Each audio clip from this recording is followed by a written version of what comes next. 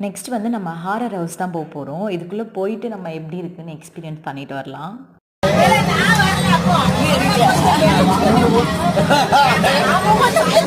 நான் போறேன்.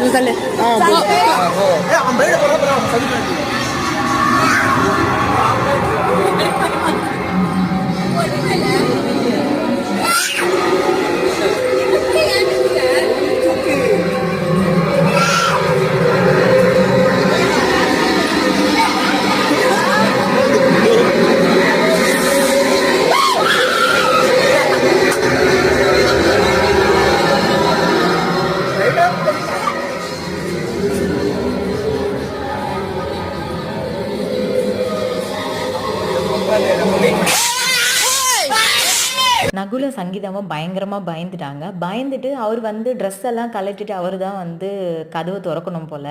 நாங்கள்லாம் இன்னும் வரலன்னு சொல்லி